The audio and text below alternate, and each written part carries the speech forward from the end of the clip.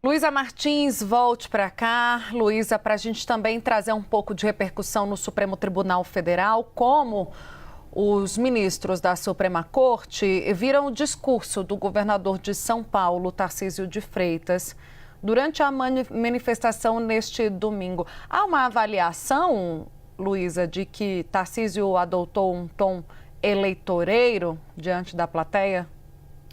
Tainá, os ministros estavam de olho nesse discurso porque em março Tarcísio os pegou um pouco de surpresa ao fazer um discurso muito alinhado ao do ex-presidente Jair Bolsonaro no sentido de colocar dúvidas sobre o processo eleitoral de 2022 e essas dúvidas que têm sido levantadas pelo ex-presidente, né, levaram não só à sua inelegibilidade em julgamentos no Tribunal Superior Eleitoral, mas também a uma ação penal instaurada no Supremo em razão de uma suposta tentativa de golpe de Estado. Então, em março, quando Tarcísio subiu no palanque de Bolsonaro, ali naquela manifestação na orla de Copacabana, e disse que Bolsonaro foi tirado do jogo porque sugerindo, né, que as autoridades sabiam que ele venceria as próximas eleições, isso pegou pegou mal ali, né? Causou um mal-estar dentro do Supremo, porque Tarcísio, ele tem, historicamente, uma boa relação, um bom trânsito entre ministros da Corte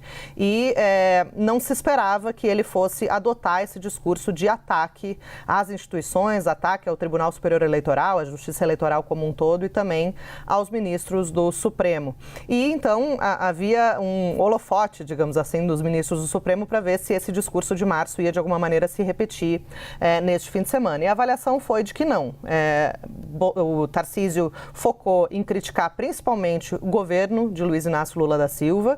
Ele é um opositor, né, do petismo, um opositor do presidente Lula. Então ele ficou concentrado no seu discurso em tentar, de alguma maneira, descredibilizar o governo que está atualmente no poder, sem escalar essas críticas ao Supremo Tribunal Federal ou aos ministros de uma forma geral. Então, por isso, os ministros viram uma mudança de tom, um aceno para o STF, né?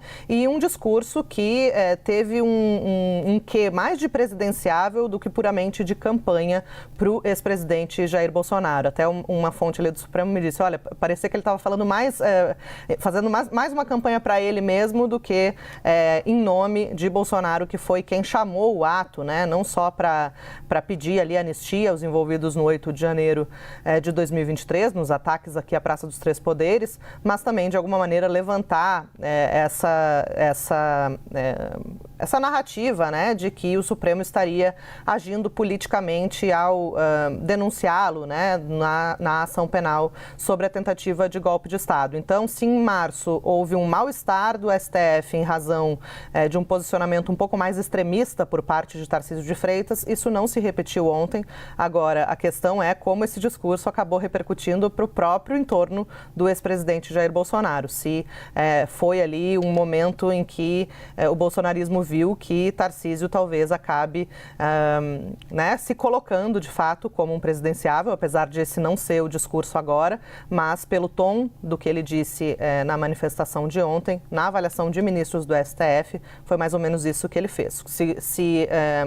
Se colocou ali como um candidato, um possível candidato, que, apesar de ser opositor do atual governo, não vai encampar esse ponto mais crítico, né, e mais extremo do bolsonarismo de atacar o STF e também as instituições democráticas. Tarcísio é a ponte hoje do bolsonarismo com o Supremo Tribunal Federal. Tem uma ótima relação com Alexandre de Moraes, já estiveram juntos em várias oportunidades.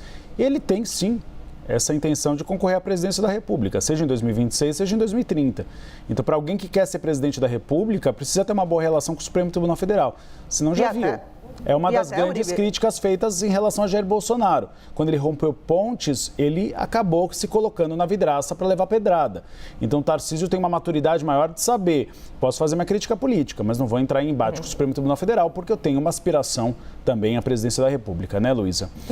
Só para amarrar, um dos pontos que sempre tem sido citados no Supremo como um exemplo dessa ponte que o Tarcísio faz entre a direita e o STF, é toda aquela discussão em torno retorno das câmeras corporais para a Polícia Militar em São Paulo. Tarcísio era super resistente a essa medida, teve uma ação no STF que abriu um ponto de conciliação.